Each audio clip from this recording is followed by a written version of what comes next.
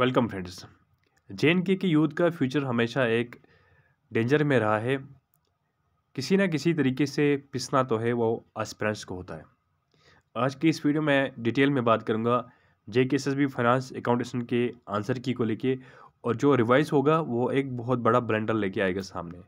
क्योंकि हाल फिलहाल में आपने केएस के एग्ज़ाम में देखा होगा कि प्रोविजनल आंसर की में 2 से 3 सवाल गलत ही थे, और एक कोचिंग सेंटर की तरफ से इतने रिप्रेजेंटेशन गए कि उन लोगों ने प्रोविजनल आंसर की को गलत करके मतलब 12 से 13 क्वेश्चन रिवाइज कर दिया। जो ऑलरेडी ठीक क्वेश्चन थे उन लोगों ने रिवाइजड आंसर की में गलत कर दिया और इसका रिजल्ट पब्लिश किया। अब इसका जो है मसला जो है कोर्ट केस चल रहा है उसके खिलाफ, वो अलग ही बात है। लेकिन हम यहाँ पे बात करेंगे कि ब्लेंडर कैसे हो सकता है। ब्लेंडर इसलिए होगा क्योंकि एक एसएसबी के पास इतने अच्छे उस लेवल की एक्सपर्ट्स नहीं है उनके पास। जैसे आप लोगों ने क्वेश्चन पेपर की लैंग्वेज पढ़ी होगी, क्वेश्चन सेट करने का आपने पैटर्न देखा होगा कैसे था, और मल्टीपल ऑप्शन जो थे वो तो ठीक थे या तो ठीक नहीं नज़र आ रहे थे। अब उसके सपोर्ट में काफ़ी एविडेंसेस है। इसको जो इसका कंक्लूजन निकलेगा जो रिप्रेजेंटेशन का, वो हमारे सामने एक बहुत ही ब्लंडर लेके आएगा। वो कैसे, जिनके अभी स्कोर जो है 80s में आता है वो अपने आप को सेफ मान के चलते हैं, और जो अपने आप को 60s में जिनका स्कोर है वो अपने आप को डेंजर जोन में पाते। लेकिन जब रिवाइज रिजल्ट आएगा, रिवाइज किया गई, देख लेना जो 60s वाले वो 80s में पहुंचेंगे, जो 80s वाले वो 60s में आएगा, जो रिजल्ट जो है वो रिवर्स हो जाएगा।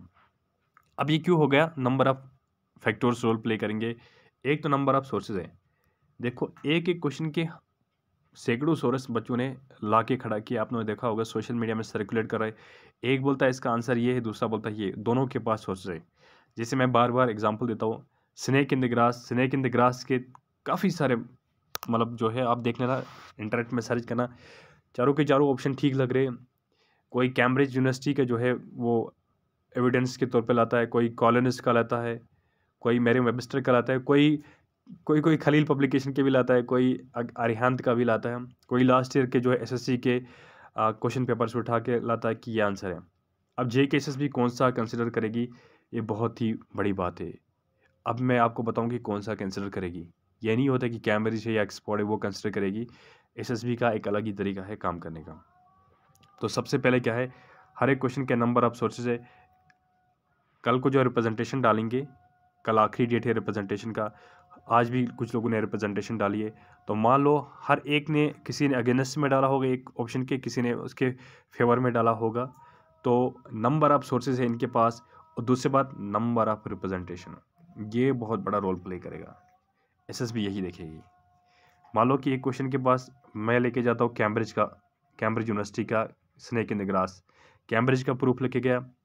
दूसरा जो है और 10 बंदे जो है वो लेके गए अरिहंत बुक से कुछ, या किसी और वेब पोर्टल से कुछ अटैच करके लिया, स्क्रीनशॉट करके लिया कहीं से। तो जितनी रिप्रेजेंटेशन फेवर में होंगे, मान लो इनके फेवर में 10 से, मेरे फेवर में कैम्ब्रिज का एक ही है, मतलब मैं कैम्ब्रिज को लेके गया, ये कुछ और लेके गए, ये 10 बंदे। तो ऐसे ही मान होता है यहाँ पे कि वो एसएसबी जो है इनका कंसिडर कर लेगी। ये हमेशा चलता है। अगर आपको सच को झूठ करवाना होगा ना, कि नंबर ऑफ रिप्रेजेंटेशन आपकी होनी चाहिए, क्योंकि इनके पास इतने उतने लेवल के, बड़े लेवल के एक्सपर्ट्स नहीं बैठे। और साथ ही साथ जब ये ऐसा होगा, कम से कम उन लोगों ने 15 से 16 क्वेश्चन की रिप्रेजेंटेशन बनाई है बच्चों ने। जब 15-16 क्वेश्चन रिवाइज होंगे, जिसके 15 क्वेश्चन अभी ठीक, वो क्वेश्चन 15 ठीक दिखा रहे हैं आंसर की में, जब उसके गलत होंगे, एक तो इसके 15 मार्क्स कटेंगे। मान लो अभी वो 80s में है, तो पहले 15 मार्क्स कटेंगे, ठीक है, तो वो कहाँ पे आ गया, 65 में आ गया। अब 3 मार्क्स, 3.5 मार्क्स और कटेंगे, तो वो कहाँ पे आएगा, 62 में आ जाएगा, ठीक है, तो वो लिस्ट से आउट हो जाएगा। तो 15 क्वेश्चन जब रिवाइज होंगे तो बहुत ही बड़ा ऐतिहासिक ब्लंडर होगा। लेकिन इतना, मतलब मेरे ख्याल में इतने क्वेश्चन रिवाइज नहीं होंगे, लेकिन 5 से 6 भी क्वेश्चन रिवाइज होंगे और उसके बाद 2-3 डिस्कार्ड होते, फिर भी ये बहुत ही बड़ा ऐतिहासिक ब्लंडर लेके आएगा। तो साथ ही साथ मैं ये कहूँगा, जो जेन्युइन एस्पिरेंट्स है, जिनके पास जेन्युइन प्रूफ है, कल आखिरी डेट है, रिप्रेजेंटेशन डालना मत भूलिएगा। अगर आपको लगता है मेरा क्वेश्चन है कोई और रिप्रेजेंटेशन लेके जाएगा, कुछ और प्रूफ लेके जाएगा, तो आपका जेन्युइन जो है, जो आपके पास प्रूफ था, वो घर में ही रह जाएगा। तो मेरा यहाँ कहना है इतना कि आपको अगर अपना आंसर की ठीक करवानी है तो किसी और के दम पे मत बैठिएगा, खुद जाके रिप्रेजेंटेशन ज़रूर डालें।